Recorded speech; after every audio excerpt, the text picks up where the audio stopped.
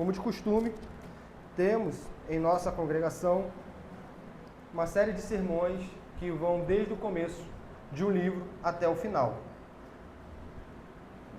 Ano passado veio, na providência divina, nós acabamos, se não me falha a memória, uma série em novembro ou início de dezembro, e com isso nós tivemos que definir um outro livro a ser abordado, e abordamos um novo livro a partir de janeiro. E na época, no domingo antecedente ao Natal e no domingo de Natal, nós tivemos uma pregação em Isaías e no domingo de Natal, se não me engano, uma pregação em João capítulo 1. Aquelas igrejas que usam o dia de hoje para anunciar uma mensagem que é dito mais natalina, não erram, assim como as igrejas que seguem a ordinariedade do culto e seguem com um culto comum. Por quê? Porque todo culto, todo dia do Senhor, todo domingo, ele é uma memória à encarnação do Verbo, ou seja, ao Natal. Todo domingo é uma memória à crucificação do Verbo, que se fez carne, ou seja, Páscoa. Todo domingo, para o cristão, é Natal e todo domingo é Páscoa.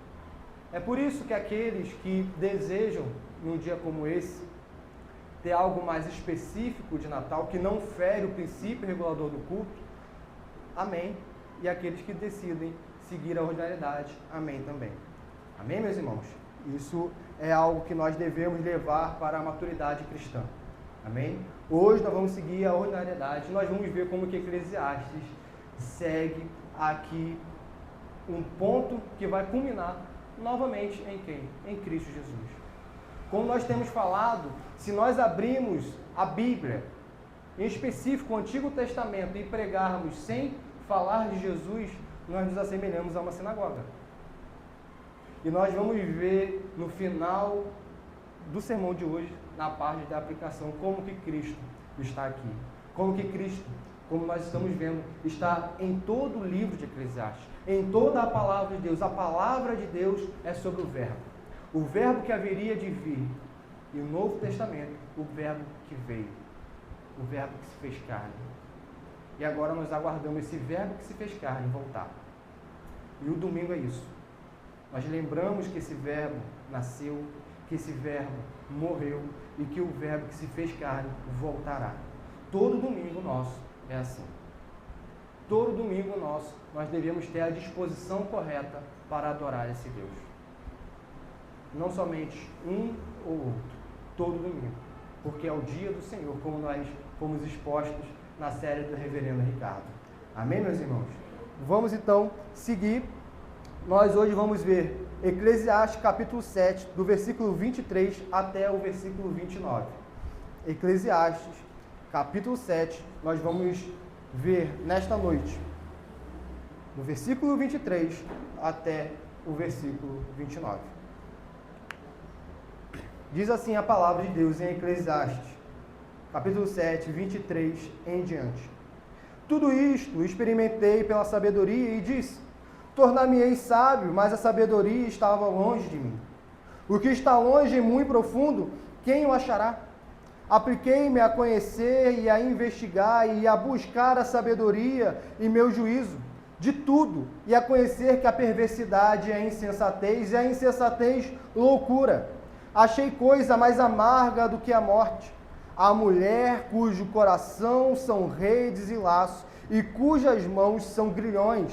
Quem for bom diante de Deus fugirá dela, mas o pecador virá a ser seu prisioneiro. Eis o que achei, diz o pregador, conferindo uma coisa com outra, para a respeito delas formar o meu juízo. Juízo que ainda procuro e não achei. Entre 1000 homens, achei um como esperava, mas entre tantas mulheres não achei nem sequer uma.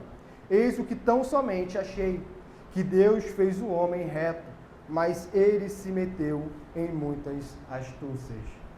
Ao ler essa perícope, nós vemos uma das bases do cristianismo. Versículo 29, eis o que tão somente achei, que Deus fez o homem reto, mas ele se meteu em muitas astúcias. Ou seja, a maldade que há no mundo, que Eclesiastes está falando reiteradamente sobre essa vida debaixo do sol, que há momento de adversidade que vem por culpa de um mundo caído.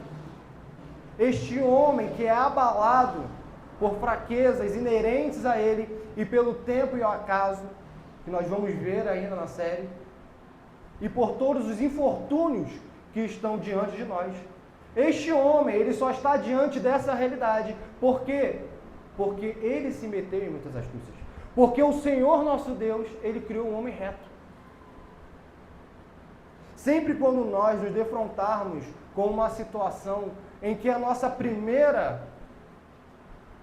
nosso primeiro pensamento seja questionar a Deus, lembremos, Deus fez o homem reto, Deus fez um mundo bom, porque nos 6 dias da criação Deus viu que tudo que ele havia feito era muito bom.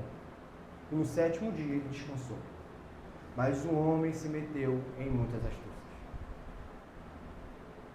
Jamais esqueçamos disso. E o versículo 28, nós temos algo que, à primeira vista, alguns podem acusar o pregador de misógino, que ele diz: entre 1000 homens achei um como esperava, mas entre tantas mulheres não achei nem sequer uma.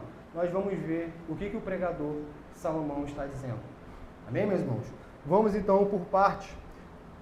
Salomão diz aqui: tudo isso experimentei pela sabedoria. O que ele está dizendo? Tudo isso. Ele está dizendo de tudo o que ele considerou na perícope passada, ou alguns vão dizer em todo o livro até agora, mas especificamente nós podemos pensar na perícope passada, que ele tentou considerar que há justo que perece na sua justiça e há perverso que prolonga os seus dias na sua perversidade. Ele estava considerando isso, porque ele disse: tudo isto vi nos meus dias na minha vaidade. Isso é um fato no mundo caído. Não é porque nós somos justos que nós vamos ter uma vida boa e iremos morrer em ditosa velhice. E não é porque alguém é perverso que a sua vida será ceifada logo. Nós estamos no mundo caído. Nós estamos em um mundo mau, que jaz no maligno. Enquanto Cristo não voltar, esta ainda será uma realidade. Há promessas do Senhor para que o seu povo tenha uma vida longa nessa terra. Há promessas, mas há exceções. O 5º mandamento é uma promessa: honra pai e mãe para que seus dias se prolonguem na vida. Mas nesse mundo caído, o nosso Deus, na sua santa providência, chama para a glória, cedo demais, até mesmo aqueles que honram seus pais. Não é porque alguém morre na mocidade que ele foi um desonrador de pais. Nós vimos isso no sermão passado. Nós vimos que há muito mais complexidade e nós ímos tanto para a hipocrisia do farisaísmo quanto para pecar deliberadamente não é resposta para este mundo complexo que nós não temos entendimento. Nós devemos temer a Deus e nos contentar com a realidade que Ele nos deu e viver em integridade. E aqui no versículo 29 ele está dizendo isso: tudo isso experimentei pela sabedoria e disse: tornar-me-ei sábio. É interessante que ele está dizendo que ele vai se tornar sábio, mas só que o fato dele dizer isso já é motivado pela sabedoria. Porque aquele que é estulto, aquele que é tolo, ele jamais busca a sabedoria. O tolo, ele quer se envolver ainda mais em sua tolice. A sabedoria grita em Provérbios, chamando as pessoas a ouvirem, e as pessoas não a ouvem. Nós vimos que a sabedoria faz o que ela ri delas, porque vai vir um dia da desventura. Um dia em que todas as pessoas que negaram a sabedoria aqui, como nós vimos, é o Cristo, sabedoria de Deus. Todas as pessoas que ignoraram o Cristo, chegará o tempo em que não haverá mais uma chamada ao arrependimento, uma chamada para se arrependerem e viverem em sabedoria. Vai chegar o tempo em que a sabedoria irá rir deles, como está em Provérbios. Ou como está no Salmo 2 também, que fala que Deus ri daqueles que intentam ir contra o seu ungido. também em Cristo Jesus. A sabedoria que Salomão, o pregador, está dizendo aqui, é algo que, por ele ser alguém sábio, nós vimos isso lá no início do livro, linkando ao livro de Reis, que Salomão era um homem sábio, e a sabedoria, ou ela sempre é, na verdade, algo externo ao homem, ou seja, a sabedoria convence um homem a buscar a sabedoria. O pecador, em sua natureza, ele sempre vai querer a tolice. Ele sempre vai querer a estultícia. Ele sempre vai querer uma vida de preguiça mental. Se a gente pode aplicar aos nossos dias, é muito mais fácil alguém ficar rolando o feed do Instagram, do TikTok, qualquer outra rede social, do que abrir a Bíblia e ler a Bíblia. Por quê? Porque a nossa inclinação é para a preguiça. A nossa inclinação é para a estultícia. A nossa inclinação é para nos tornarmos cada dia mais tolos. Este é um homem pecador. O homem pecador não quer sabedoria. O homem pecador quer prazer. E na preguiça há prazer. E na estultícia há prazer. Como o irmão Vinícius pregou aqui, na estultícia há alegria. Mas uma alegria que logo se dissipa. Mas há. E nós queremos esse momento transitório, rápido, efêmero de alegria. Porque a alegria que realmente vale a pena, que vem através da sabedoria, essa é muito penosa. Essa dá muito trabalho. Pelo menos para o pecador. Para o pecador dá muito trabalho. Para o pecador, ler um versículo do dia, a sua mente religiosa dá o check-in. Feito. Como nós já abordamos aqui, o cristão passa anos e anos fazendo planos anuais da leitura da Bíblia e não cresce em conhecimento bíblico, porque a releitura dele é religiosamente mal direcionada. Não é para a glória de Deus, não é para buscar conhecer mais o seu Deus, não é para buscar entender o que Deus já quer do homem, é para apenas cumprir um rito religioso. Quando este pecador que vive na igreja abre a sua Bíblia em casa e lê. Por quê? Porque a tendência natural é andar em pecado e mais pecado. É andar em estultícia e mais estultícia. Tolice e mais tolice. E Salomão diz, tudo isso experimentei pela sabedoria. E diz, tornar-me-ei sábio. Ora, Salomão falou, na perícope passada, que não sejas demasiadamente justo, nem exageradamente sábio. Então ele está indo contra o que ele mesmo disse. Mas nós vimos que Salomão não estava aqui indo contra a busca da sabedoria, ele estava indo contra ao ser humano se constatar sábio aos seus próprios olhos, como diz o próprio autor em Provérbios. E agora Salomão está dizendo que ele é sábio aos seus próprios olhos? Não, porque logo ele vai dizer, mas a sabedoria estava longe de mim. Salomão, alguém que foi dotado por sabedoria. Deus dotou Salomão de sabedoria. Nós vimos aqui a sabedoria para governar, a sabedoria para julgar, a sabedoria para prosperar os seus bens, a sabedoria para governar a sua vida em determinados aspectos. Quando ele tenta dizer, tornar-me-ei sábio, ele constata, mas a sabedoria estava longe dele.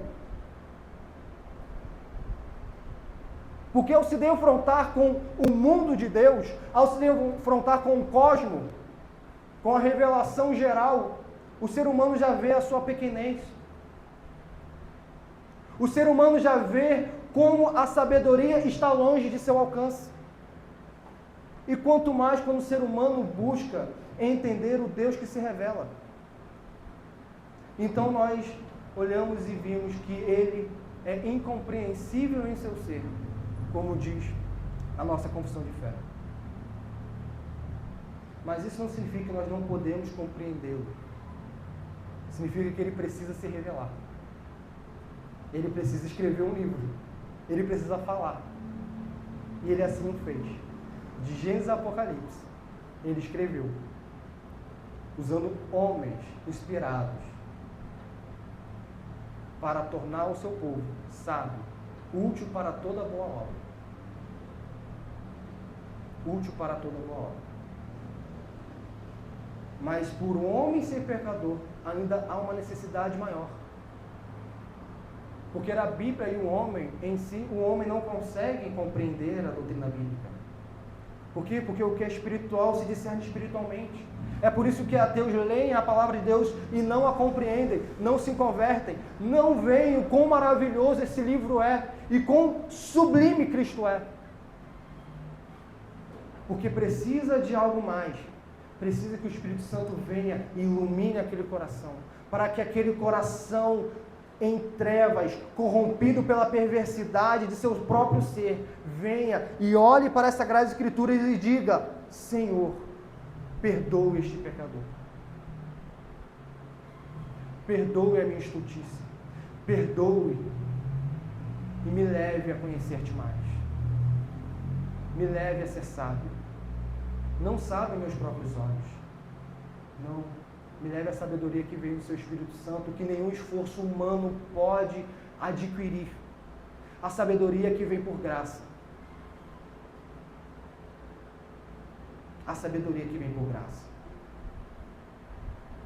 E Salomão continua, o pregador continua. Ele diz: mas a sabedoria estava longe de mim. Agora ele vai dizer, como assim estava longe? Ele vai dizer: o que está longe é muito profundo. Quem o achará? Agora ele indaga.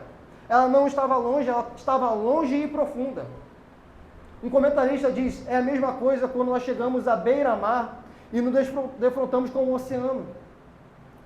O limite do horizonte que nós vemos o oceano, nós sabemos que não é o limite em si daquele mar. Nós sabemos que há uma infinidade aos nossos olhos, estão ocultas a nós. E nós sabemos que aquela superfície que os nossos olhos veem daquele mar azul, há uma profundidade que o ser humano até hoje não conseguiu explorar. E Salomão usa essa linguagem, ele diz: o que está longe e muito profundo, ou seja, essa sabedoria que está longe, que eu consigo ver, mas eu não consigo vê-la por completo. Os meus olhos são limitados, os meus olhos não conseguem dizer: eu compreendi a sabedoria, eu sou sábio. A única pessoa que pôde dizer isso foi Cristo Jesus, o Verbo encarnado. Ele pôde dizer, porque Ele é a sabedoria encarnada. Nós, quando nos achamos sábios nos nossos próprios olhos, deveríamos vir para esse texto e dizer: o que está longe e muito profundo, quem o achará? E a resposta é: ninguém achará. Longe de Deus ninguém achará sabedoria. Longe de Deus o homem só achará confusão. Longe de Deus o homem pode ler a Bíblia de Gênesis a Apocalipse todos os dias da sua vida e ele só se confundirá e ele cairá em heresia. Porque ele está longe daquele que é a sabedoria. Ele não vai conseguir discernir espiritualmente porque ele é carnal.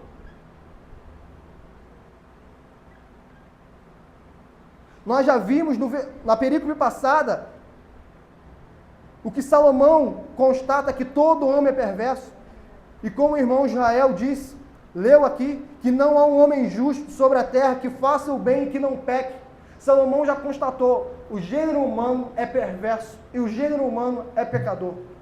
E o gênero humano, por si só, não consegue achar a sabedoria em si. Nós somos crianças brincando com barro, achando que é ouro.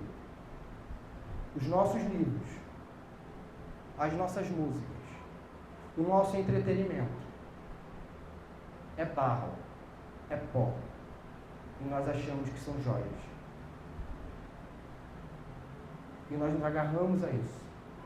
O nosso trabalho, longe de Deus, como isso tudo, vaidade.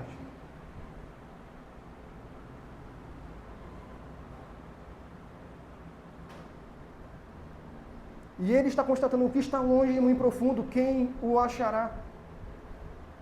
Ninguém. A resposta é ninguém. Se está longe, está muito profundo, eu, como ser limitado, eu não consigo achar. E é por isso que ao nos defrontarmos com o Deus da Bíblia, nós precisamos chegar em humildade, porque Deus é incompreensível no seu ser. Deus é completamente outro. Deus não é um objeto de estudo científico, em que pelos nossos raciocínios vãos, depravados, nós podemos, pelos nossos próprios méritos, entender a mente de Deus. Quem conheceu a mente do Senhor? Quem foi o seu conselheiro?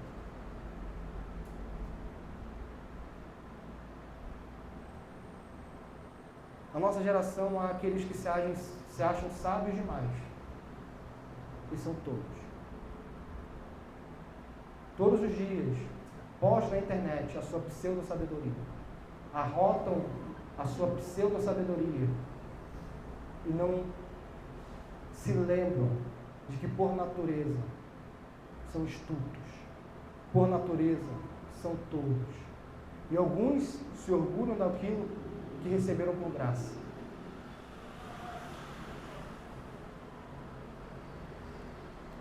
Meus irmãos, se Deus não se apequenasse, como nós usamos essa palavra, esse antropomorfismo, para se revelar ao homem, nós jamais iríamos saber que Deus é trino.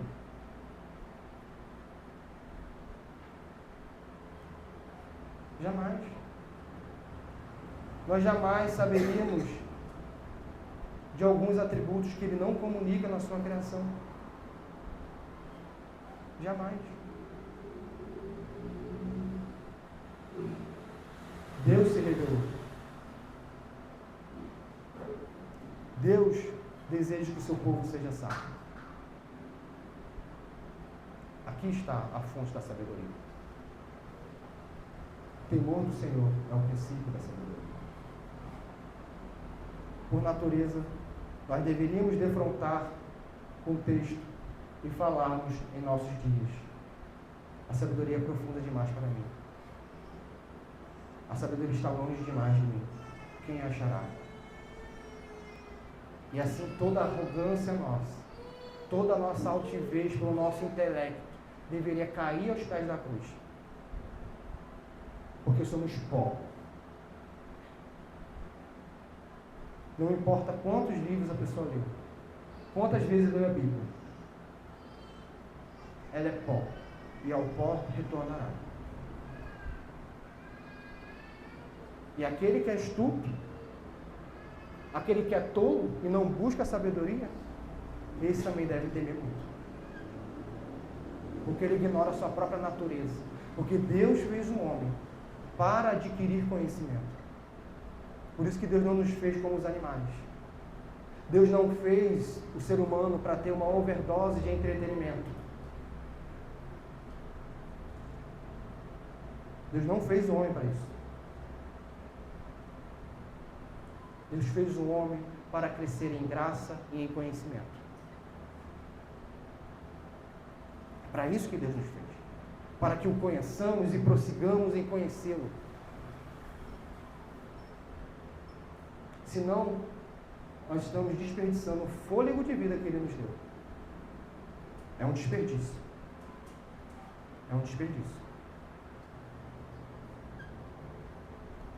O que está longe e muito profundo, quem o achará?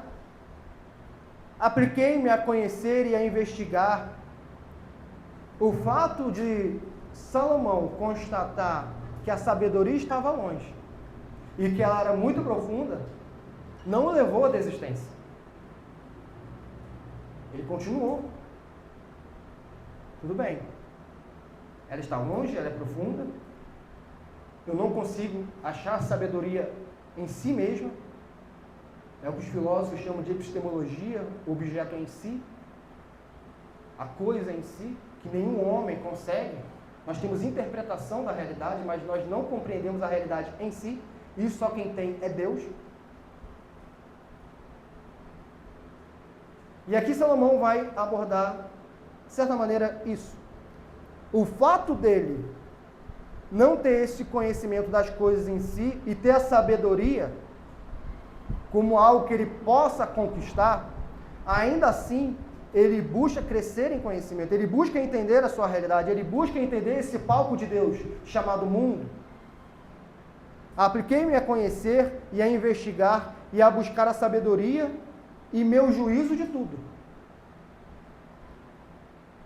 São duas coisas: a sabedoria e o juízo dele, o entendimento dele sobre as coisas. Eu vou buscar a sabedoria e vou ter a aquisição de conhecimento sobre Deus e sobre essa realidade de Deus, sabendo que ela é muito profunda e está muito longe, e com isso eu vou entender o que eu sei e o que eu não sei, o meu juízo de tudo, o meu entendimento de tudo, o meu julgamento sobre isso. E a conhecer que a perversidade é insensatez, e a insensatez loucura. Ele vai, tanto de um lado, buscar compreender, conhecer, olha só, conhecer, investigar e buscar. Essa tríplice tem que estar na nossa vida. O que é a sabedoria? Conhecer, investigar, buscar. Ler, apenas ler, não é isso. Ler um versículo por dia, não é isso. Quem lê um versículo por dia e diz que está conhecendo, investigando e buscando, ele não está seguindo o que a Bíblia diz. Jesus até disse que o Evangelho é semelhante a um homem, vendedor de joias, que vendeu tudo que tinha por causa de um tesouro precioso que ele encontrou em um terreno. Por quê? Porque aquilo valia mais do que tudo. Isso aqui, meus irmãos, vale mais do que tudo. É a palavra de Deus.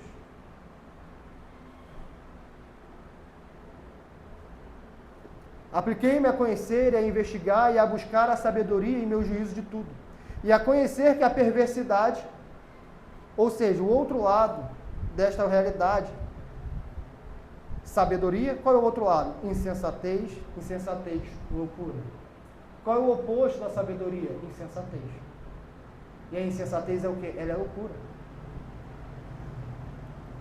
Pecar é loucura. E loucura aqui, se não me engano, quem pregou sobre isso foi o irmão Vinícius, dizendo que loucura tem uma conotação de moralidade. Não é apenas questão psíquica que nós temos hoje dos loucos, mas uma pessoa que vive em imoralidade, para a palavra de Deus, ela é louca. Ela é louca. Porque ela sendo menor que um verme diante de seu Criador, ela não segue o seu Criador. Isso é loucura. Ela estando no palco de Deus, no mundo de Deus, ela não adora Deus. Isso é loucura. Ela ouvindo o Evangelho, ouvindo que Cristo Jesus vai voltar, ela ainda o rejeita. Ouvindo que Cristo irá julgar vivos e mortos. Ouvindo que haverá um juízo eterno, em que os ímpios serão pisados eternamente, ela não se arrepende. E ela continua na sua vida de insensatez. Isso é loucura. Isso é loucura. E Salomão está investigando isso. Investigando e investigando. E aqui, nessa insensatez, nessa loucura, ele vai achar aquilo que embaraça muitos homens. Uma armadilha que pega muitos homens. O versículo 26. Achei coisa mais amarga do que a morte. O que é mais amargo do que a morte? A mulher cujo coração são redes e laços, e cujas mãos são grilhões. Quem for bom diante de Deus, fugirá dela. Mas o pecador virá a ser seu prisioneiro. Antes de entrarmos no que essa mulher é, nós precisamos entender o contexto do texto. Primeiro, a palavra de Deus não está falando aqui que existam homens que sejam bons por si mesmos.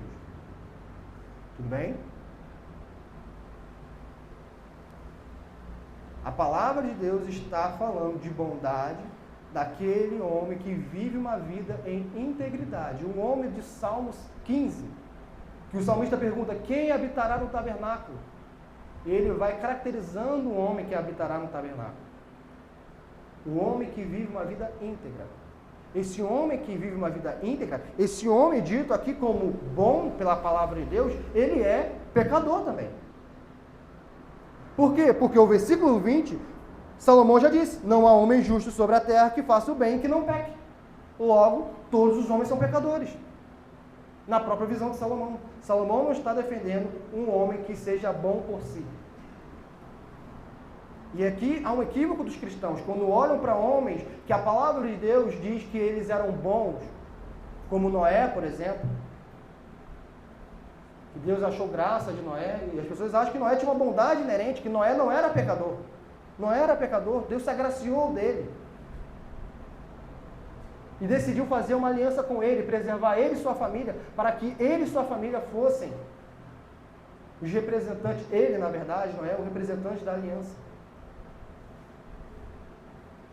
Outros homens, Davi, nós só achamos que Davi é pecador quando ele peca com Batseba. Mas em todo momento Davi era pecador, meus irmãos. Em todo momento Davi é um homem em sua natureza perverso. Em sua natureza Davi era depravado assim como Moisés. São homens que tiveram que ter a obra do Espírito Santo para que fossem limpos. E uma vez limpos, fossem levados no caminho das boas obras. Isso é um homem bom na Bíblia.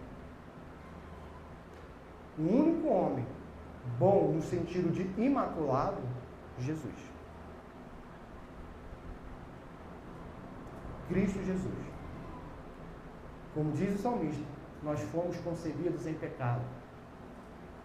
A criança no ventre, ela é pecadora. Ela é depravada. Ela é em sua natureza perversa. Ela não tem ainda chance de cometer os pecados. Mas assim que ela nasce, e assim que ela vai adquirindo conhecimento, ela usa esse conhecimento para o pecado.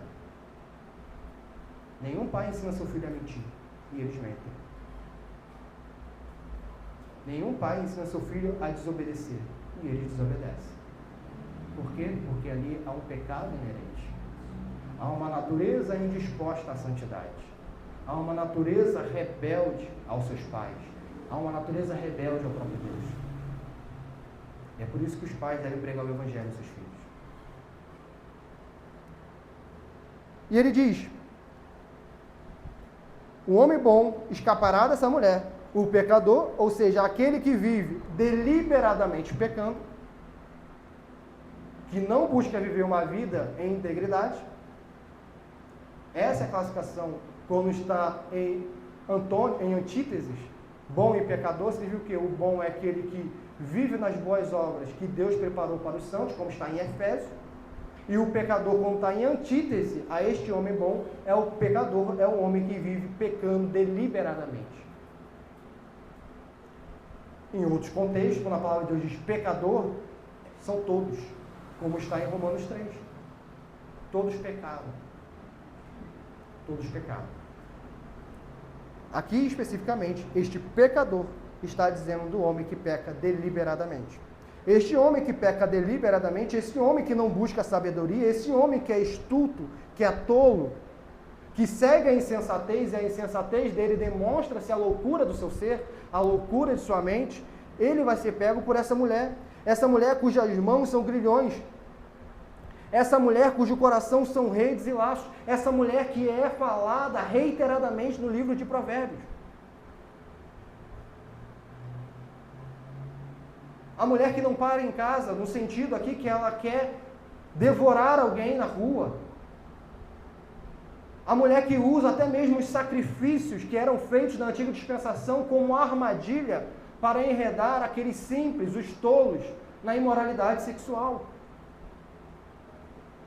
Ou seja, nos dias de hoje, não está falando a palavra de Deus necessariamente de pessoas fora do pacto. Como assim? Fora da igreja? Necessariamente não. Não necessariamente. Isso é uma triste realidade, mas é uma realidade. Como Salomão, ao escrever o livro de Provérbios, está falando da mulher adúltera, ele está falando de mulheres que estão dentro de Israel. Ou seja, nos dias de hoje, mulheres, muitas das vezes, estão dentro da igreja.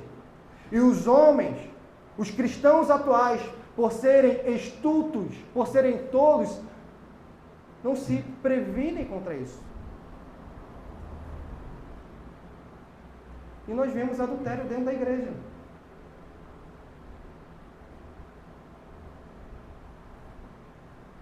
Meus irmãos, quando Salomão exorta, quando a palavra de Deus exorta, não é para a gente ser como uma pombinha simples, que acha que a mulher adúltera só está do lado de fora. Não, ela está aqui dentro da igreja de Cristo. E até que ela seja pega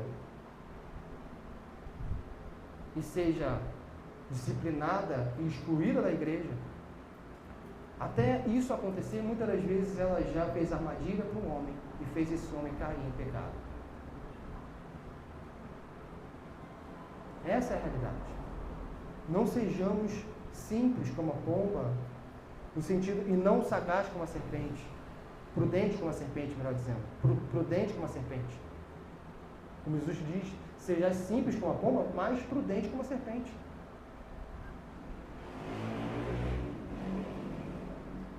Os homens vigiem os seus olhos, vigiem os seus pensamentos.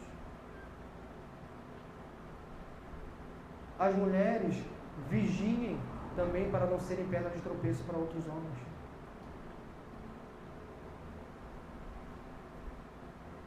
Vigiem. Porque é fácil a gente pegar a mulher de Provérbios, a mulher aqui de Eclesiastes e dizer, não, essa mulher, ela é alguém fora da igreja. Então não é uma realidade que eu preciso me preocupar. Eu só preocupo-me no trabalho. Sim, no trabalho ela está lá também. Mas quando a palavra de Deus alerta, em primeira instância essa mulher está dentro do pacto. Porque ela fez sacrifícios matutinos, como está escrito no livro de Provérbios. E quem faz sacrifício matutino? Quem é do povo de Israel. Ímpio não faz sacrifício do Deus de Israel. Não esqueçamos. Esquecer essa realidade é o que nos torna uma igreja fraca. É o que faz com que adultério permeie a igreja de Cristo. Porque esquecemos que existem homens não regenerados, mulheres não regeneradas dentro da igreja. E que mancham o Evangelho. Sejamos prudentes. Sejamos prudentes. Mas o homem bom diante de Deus escapará dessa mulher. E esta mulher, meus irmãos, por mais que ela tenha os seus lábios, salvo engano, o livro de Provérbios vai dizer isso, os seus lábios são como os favos de mel, ou seja, as palavras dela são doces. O autor vai dizer que ela é mais amarga do que a morte. Ela destrói a vida de um homem. Ela destrói a vida de uma família. Ela destrói a infância de muitas crianças. Ela destrói o relacionamento do homem com o seu Deus. Cuidado. Aquele que está de pé, cuidado para que não caia. Nenhum homem está livre de cair neste pecado. Por isso devem vigiar. Devem vigiar. E muito. E muito. Talvez alguém já esteja sendo tentado essa noite. Está brincando com o pecado. Isso é uma realidade comum nas igrejas. Não deixe com que isso piore. Arrependa-se. E fuja da imoralidade sexual. Fuja. A mulher, assim, é mais amarga do que a morte. Fuja. Por quê? porque o pecador virá a ser seu prisioneiro. Será seu prisioneiro. Eis o que achei, diz o Senhor. Eis o que achei, diz o pregador. Conferindo uma coisa com outra. Ele está agora olhando a realidade. Conferindo uma coisa com outra. Estou somando a realidade que me cerca. Estou investigando. Estou acurando o sentido das coisas. Estou tendo um olhar atento àquilo que me cerca.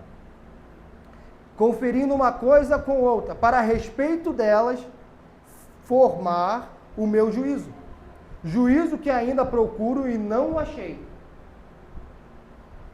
O quê? Entre 1000 homens achei um como esperava, mas entre tantas mulheres não achei nem sequer um. E agora chega a essa frase que é motivo de muita controvérsia. À primeira vista, alguém pode interpretar o seguinte: então, a mulher é mais pecadora que o homem. Ou o homem é milésimos de porcentagem menos pecador que a mulher. É isso que a palavra de Deus está dizendo? Não, não é isso. Homem e mulher, os dois são, por natureza, sem a graça de Deus, pecadores, depravados. O que Salomão está dizendo aqui?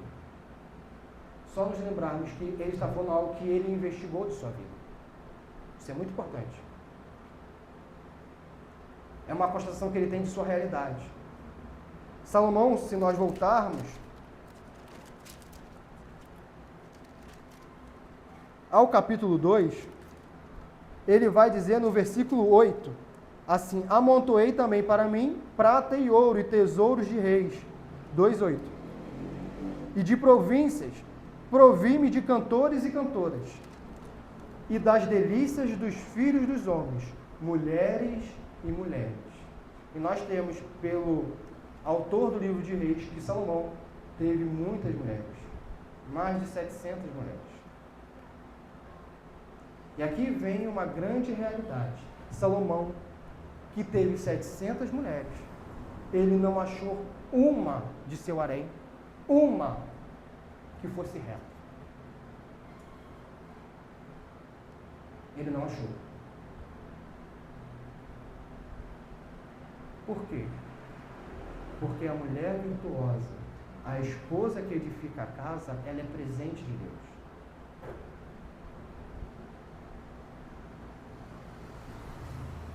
Ela é um presente de Deus. É por isso que em Provérbios 31 vai indagar: a mulher virtuosa, quem a achará? Sem Deus ninguém achará essa mulher. É a mesma coisa que Provérbios 31 fala: a mulher virtuosa, quem a achará? É o que Salomão está dizendo aqui, que ele não achou. Por quê? Porque Salomão esqueceu-se de seu Deus.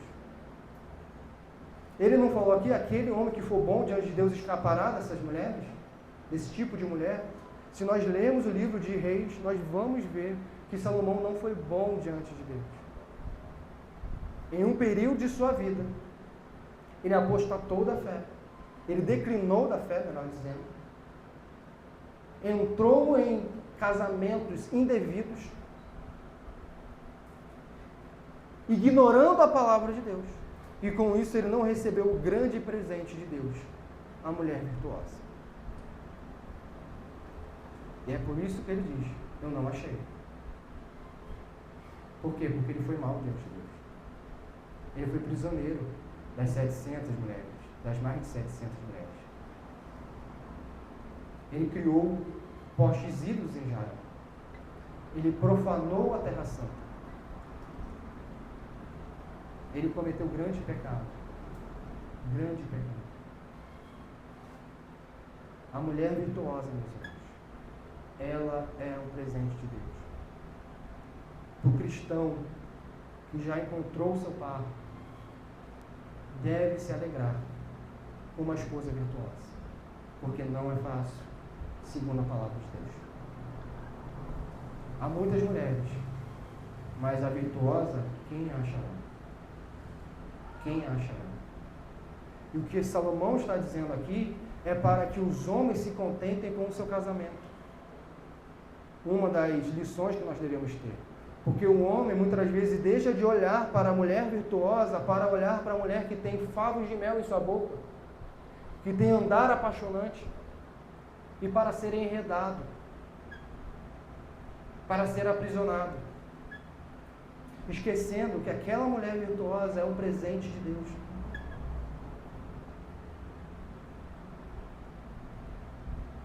São pecadores, o homem e a mulher, mas são pecadores regenerados, quando o homem é bom diante de Deus e a mulher é virtuosa.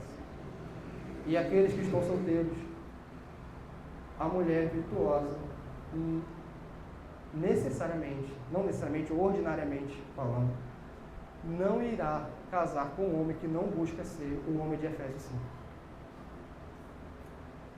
O homem que busca espelhar Cristo. Aqueles que já estão casados e acham que a sua mulher não é virtuosa como deveria ser, devem olhar para o espelho e perguntar se eles são como Cristo, em Efésios 5.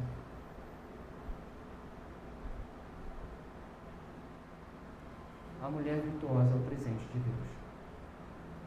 E Deus dá para aqueles que são bons, ou seja, que vivem uma vida em constante arrependimento, tendo ciência de que são por natureza pecadores, tendo ciência de que não são sábios por natureza. Eles não se consideram sábios aos seus próprios olhos. E tem consciência que só achará esta mulher virtuosa se Deus agraciá-la. E Deus é tão gracioso que Deus concede. É isso. Salomão não está sendo misógino. Ele está falando o que Provérbios 31 fala. Mulher virtuosa, quem a achará? E para as mulheres também, solteiras, buscarem homens como Efésios 5.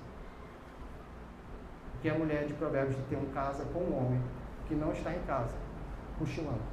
Ele está na rua trabalhando. O homem de Provérbios 31 é muito importante também. Com quem essa mulher virtuosa é casada? Seguindo, meus irmãos. Depois de ele dizer, juízo que ainda procuro e não achei, entre 1000 homens, achei um como esperava. Ora, Salomão teve profetas, teve sábios em sua corte. Salomão não pode dizer que ele não achou um homem do sexo masculino. Ele achou, mas ele não achou mulheres. Ele, porque a mulher virtuosa, novamente, é um presente de Deus. Eis o que tão somente achei, que Deus fez o homem reto, mas ele se meteu em muitas astúcias. E aqui vem o ápice desta película. Salomão diz que todos os homens, aqui, homem é gênero humano, eis o que tão somente achei. De tudo isso que nós estamos vendo, de que o homem morre cedo, até mesmo em sua justiça, que o perverso vive quando deveria morrer.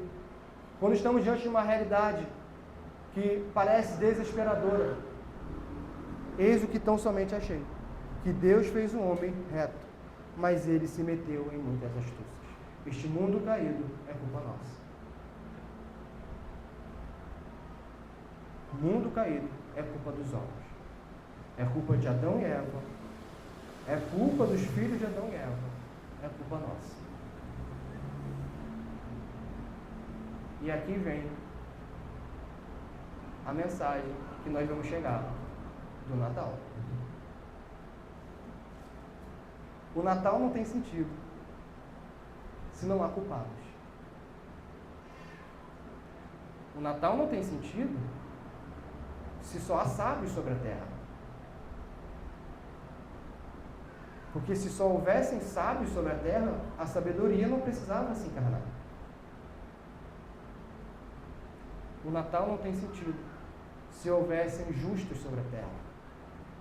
O Natal não tem sentido se houvessem homens bons por natureza na terra. O Natal só faz sentido. O Verbo se fazer carne, se humilhar e padecer sob o poder de Pôncio Pilatos, se for para salvar homens que são por natureza pecadores, depravados, alheios a Deus, filhos da ira. O Natal só faz sentido quando nós entendemos que o homem, por natureza, é estúpido, é tolo, e diz que não a Deus. O Natal só faz sentido quando nós nos defrontamos com um mundo injusto. Aí o Natal faz sentido. E este o que tão somente achei, que Deus fez o homem reto, mas ele se meteu em muitas astúcias. A gente poderia aqui, se nós não temos toda a palavra de Deus, dizer: e agora? Deus poderia, nessa visão hipotética, para nós entendermos o amor de Deus, Deus poderia dizer: Adão e filhos de Adão, eu fiz vocês retos. Vocês se meteram em muitas astúcias. Agora sofram com isso. Agora padeçam por seus pecados. Deus fez isso? Com o seu povo, não. Com o seu povo, em Gênesis 3,15, eles já prometeram que haveria um descendente da mulher que esmagaria a cabeça da serpente. Este menino nasceu da Virgem Maria. Este menino é a obra do Espírito Santo. Vero Deus e vero homem. Plenamente Deus e plenamente homem. O mistério da encarnação. Homens não conseguem compreender.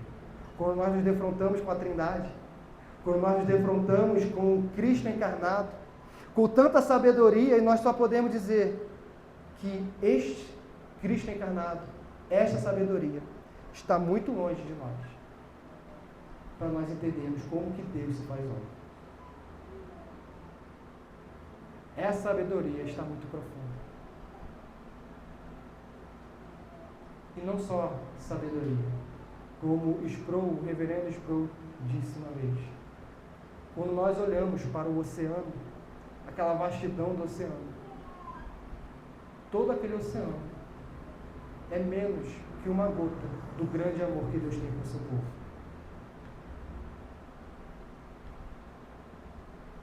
Porque em Lucas, ele diz que deseja o bem dos homens. Por isso Cristo nasceu. Meus irmãos, toda a palavra de Deus é sobre Cristo. Toda a palavra de Deus é sobre o Natal. É sobre a Páscoa. É sobre o quão pecadores nós somos. E como nós precisamos de Cristo Jesus. Toda a palavra de Deus requer de nós temor, tremor. Requer de nós que sintamos o peso do nosso pecado, sintamos a estutiça do nosso coração e corramos para Cristo. Que nos despojemos de todo orgulho, de vã sabedoria que achamos que temos, e corramos para Cristo e digamos: Senhor, eu nada sei. Ensina-me. Eu quero conhecer-te. Tu és muito profundo. Tu estás muito longe de mim, sem tua graça. Cristo precisa ser revelado. Cristo precisa. E nós precisamos ter essa oração. Jesus, aumenta a minha fé.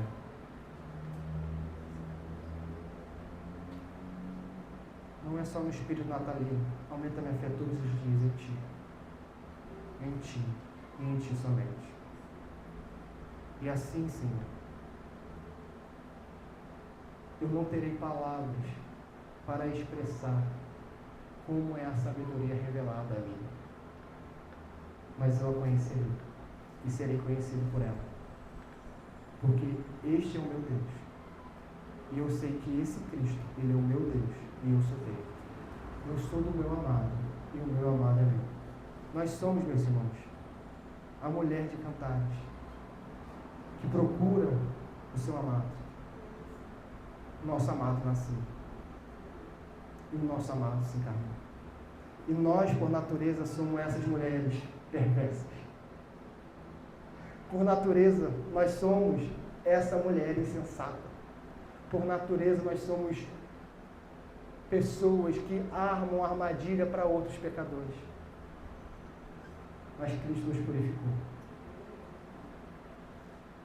Cristo tirou toda a nossa insensatez e está nos conduzindo ao caminho de sabedoria. Porque tudo é por Ele, para Ele e para a glória dEle. Que nós tenhamos isso, não somente hoje, no dia 24, que nós comemoramos com muita alegria o fato de o Verbo ter sido feito carne. Mas que isso seja todos os dias da nossa vida. Porque que grande amor Deus deixar a sua glória por pecadores. Vamos orar, meus irmãos? Oremos.